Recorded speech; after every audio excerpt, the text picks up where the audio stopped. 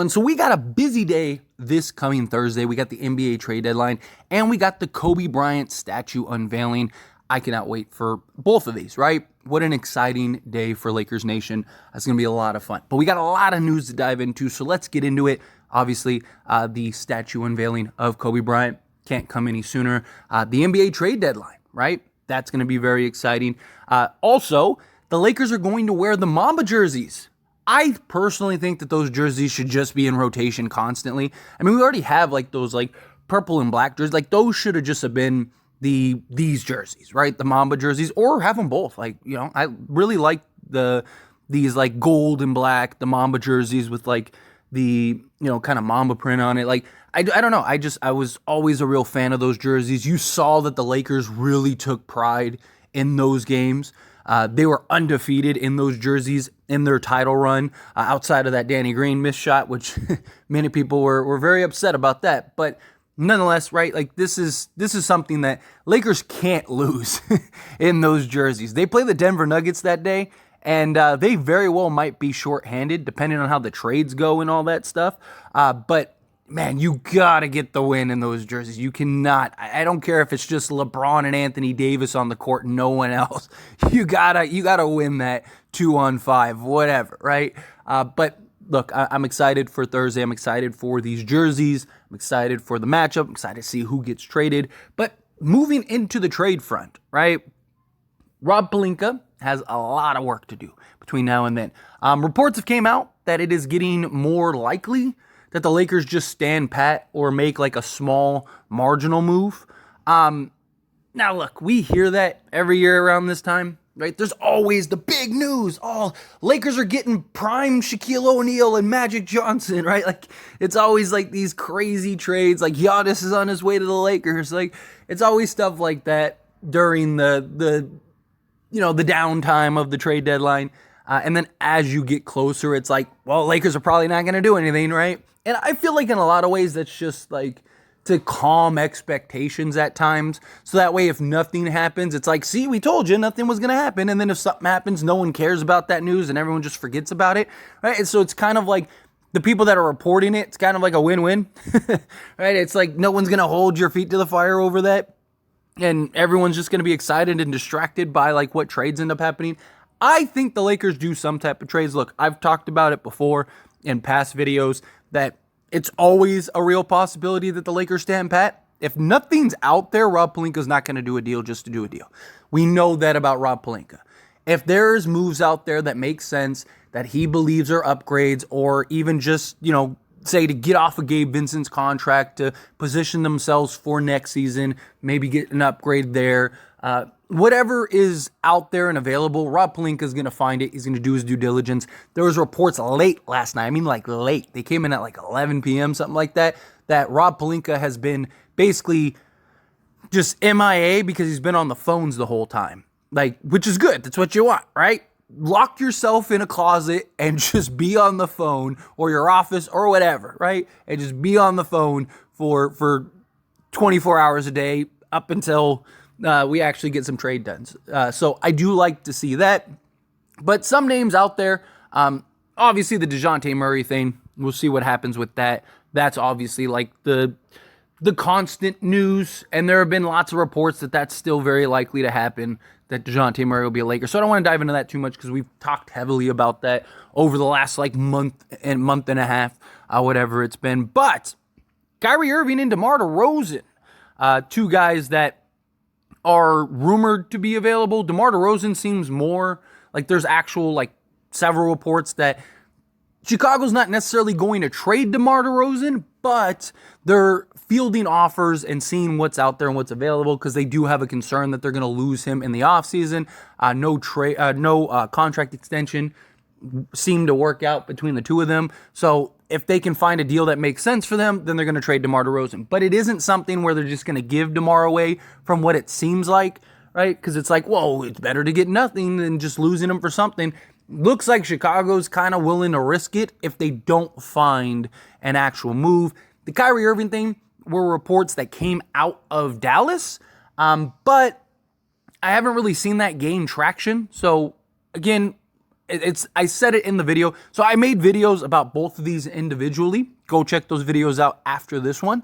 So if you want more details, because I don't want to dive too much into it here. We've got a lot of stuff to still talk about. But, if you want to know more about these two in the news that's out there, go check out those videos and see what ends up, see what your thoughts are. But I would be, especially the Kyrie thing, it's one of those things, I'll believe it when I see it. When we get some breaking news, Kyrie Irving's traded to the Lakers, then I'll be excited, and then we'll talk about it. DeMar Rose, I do think, is a little more likely, but still, I wouldn't expect it. Right? If it happens, great, but I wouldn't expect it. So next up, Tyus Jones seems to be the one that's gaining a lot of traction. Tyus Jones seems to, based on the news that keeps coming out, Lakers are. That may be the most realistic possibility right now is acquiring Tyus Jones. What does that cost the Lakers? Because there's reports that are coming out that the Wizards still want a first-round pick for Tyus Jones. So Lakers aren't going to give up a first for Tyus, but would they give up a couple seconds? Possibly. If they can move off of Gabe Vincent's contract, I could absolutely see them doing something like that. But if they have to give up, I just don't see the Lakers giving up a first for Tyus Jones. Now, if they could get a couple things, a couple pieces, or like a bigger deal, a bigger package, then maybe they'd be willing to not give. I don't think they'd give up a first, but maybe like a pick swap, right? Like if they could get like Kuz in the deal or something like that, or could get, Tyus Jones and Kuzma, then I could see them maybe going, all right, like let's give up a pick swap or Daniel Gafford. Like if they could get Tyus Jones, Kyle Kuzma, and Daniel Gafford, I could see them maybe giving up a first, because it's like, okay, well, we got that 3-and-D wing, that makes sense. We got a backup center, and then we got a backup point guard, and now we also moved off of Gabe Vincent's contract, so we can kind of figure it out from there and kind of see how that looks, how that works. But again, I'm not sold on the Lakers giving up a first for that, because I think worst case scenario, the Lakers will ride it out and wait and see what's available in the offseason, because they'd have 3 firsts in the offseason. If they can't get a DeJounte Murray or something like that, then I do think it's going to be small moves. Personally, again, just my thoughts, I think we either get like 1 or 2, maybe like 3 like small pieces, right? Like a Tyus Jones, an Andre Drummond, and like a Royce O'Neal or something, right? Just throwing out names for an example. And it's like, okay, we got a backup center, we got a backup point guard, we moved off of Gabe Vincent's contract, and we got like a 3-and-D guy. I could see something like that. Or I think we get like the big swing where it's like, oh, we got DeJounte Murray, or we got a DeMar DeRozan, or we got this, and then we got like 1, maybe 2, like little quality rotation pieces. I think the Lakers are going to get 2 or 3 guys regardless, but we'll see. Time will tell. Tyus Jones seems to be a good option. Look, I'm all for Tyus Jones. I think in a backup role, I think he's the best in the league. As far as backup point guard duties go, it'd be nice to kind of have that guy, especially if you're losing D'Lo in any potential trades, right? To have Tyus as like that guy that can kind of come in a backup role and fill in spots. I mean, he'd give you something where Gabe Vincent's giving you nothing. Defensively, he's obviously a concern, but again, his 3-point shooting, his ability to play off ball, his ability to play on ball, his ability to run the offense, like I think there's a lot of value in there. And his expiring contract, you can work it out, try to re-sign him in the offseason, or you just kind of let him go, and now you have like your exceptions, depending on the trades and moves and stuff like that. But now you have your exceptions to maybe go sign somebody else. I'd still like a Miles Bridges. Can you go get like a Tyus Jones, Miles Bridges, and like a Daniel Gafford? Like, I'd be fine with that. But anyway, we'll see. Time will tell. But also, Gallinari is rumored or reported to be an option, which personally, I don't understand.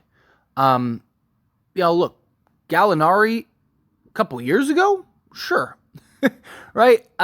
If we could have gotten Danilo Gallinari before the injury, right? Then I would have been all for it. I mean, he's not like terrible this season, but like he's not like he hasn't been great, right? I mean, and Detroit is really like picky about their vets for whatever reason, and like have these like crazy demands for some of these guys. Now, maybe if they're getting several pieces and it's something like, okay, well, we'll give you Gallinari, but like you got like, or take on Gallinari and we'll give you some other things. I don't really, Again, it doesn't really make sense to me. It really doesn't add up to me, right? So he played 26 games with Washington this season, averaged about 15 minutes.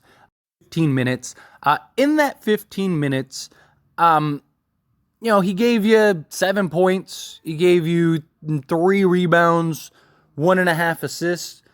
And from the field with Washington, he was, from the foul line, 84%. From 2-point range, 55.2%. Had an EFG of 51.1%. 3-point range, though, on 2.5 attempts, he was shooting 31.3%. But with Detroit, he's played 5 games. In those 5 games, he's played 16 minutes. He's averaged 10 points, 2 rebounds, 2 assists. But he's shooting almost 88% from the foul line on 4.8 attempts compared to 2.2 with Washington. He's also shooting 44% from 2-point range, but on half the attempts, 1.8, as opposed to with Washington, he was shooting 2.6. He has an EFG of 69%. And here's why.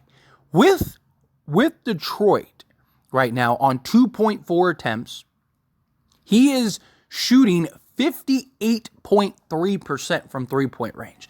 So maybe that's why. Maybe the Lakers are looking at it as like, man, maybe we could bring Gallinari in. He's like $6 million, right? Maybe the only way I see Gallinari making sense for the Lakers is if they can move off of Gabe Vincent's contract, right? Which the Pistons want veterans, right? Like they're scouting for veterans badly.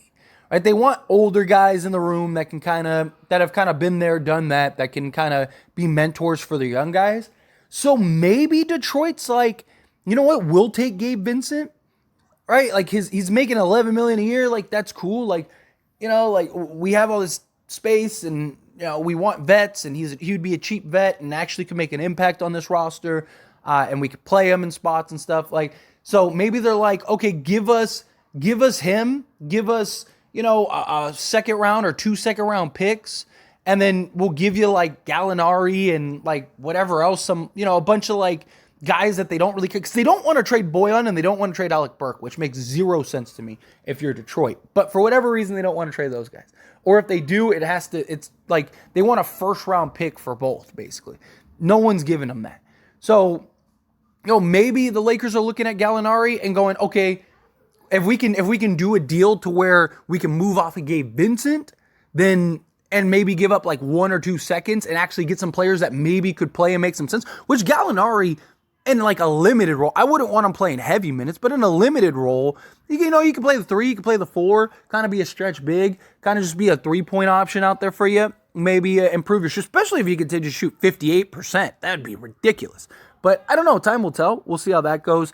And then last 2 little things is the wing depth. Lakers still are looking for that. Problem is the prices are just insanely high right now. So it's just making it very difficult to really find a quality just perimeter depth or any type of wing depth. So we'll see how that goes.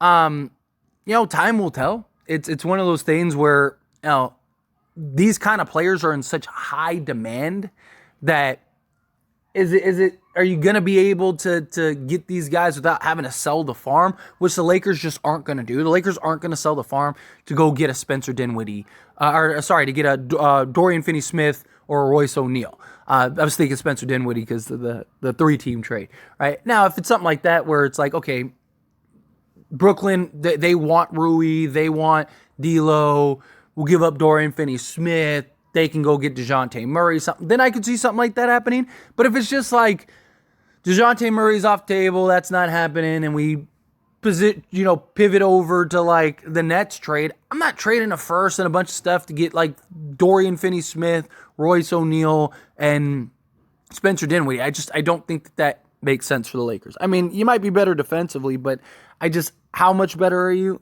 And I don't like the idea of Dorian Finney or Spencer Dinwiddie, because Spencer Dinwiddie has literally quit on the Brooklyn Nets, and it's just like now I know you're a quitter. So what is it going to take for you to quit on us? that kind of thing, you know? And he's not like this like transcending talent to where it's like, man, he is so good if he can be bought in. Like, man, Lakers are terrified. You know, if he was like a star or something like that, or a superstar, then yeah, I'd be like, you know, maybe it's worth the risk. But he's not. Like, he's, you know, a guy. So I'm not really big there. But lastly, Andre Drummond. Lakers are interested in Andre Drummond, regardless of like any other pieces from Chicago. They still want a Andre Drummond because they need a backup center, right? And that's a big thing. We got to get a backup center. Andre Drummond might be the best in the league in a backup role. He has familiarity with Anthony Davis. He had familiarity playing with the Lakers. A lot of people I see just like talk about, oh, he was terrible with us, which I don't understand where they got that from. I have no clue. The guy averaged a double-double in a limited role and was excellent for us. For just being plugged in and a buyout. So this was like after post-trade deadline. He played like 20 games for us and gave us something like 13 and 12. Like, what more could you ask for the guy? Like, he had to play alongside Anthony Davis. He was like the fifth option on that team. Like, the guy was fine. The Lakers were going to re-sign him. He just wanted max money. And they were just like, we're not giving you that. So he ended up leaving. Right? So Andre Drummond would be perfect. Give me that backup center. When he starts, he's averaging something like insane. He's averaging like 17 and 14, I think. He's like averaging 17 rebounds and 14 points when he starts. So yeah, give me that. Right? But anyway, as always, this is a discussion. Pass a question on you. Let me know your thoughts and opinions down in the comments below. What do you think? How do you feel, first off, obviously, about the ceremony for Kobe Bryant, unveiling of the statue? What do you think of the Mamba jerseys? Are you excited for those? And then what do you think of these trades? Do you see anything happening, anything coming along? Again, whatever you feel, whatever your thoughts are, I would love to hear it. So let me know down in the comments below. That being said, if you haven't liked this video, hit that like button. Helps me out a lot. Lets me enjoy these types of videos, and I truly appreciate it. If you're not subscribed to the channel, hit that subscribe button. Turn on the bell notifications. Appreciate y'all. See you in the next one. Thank you.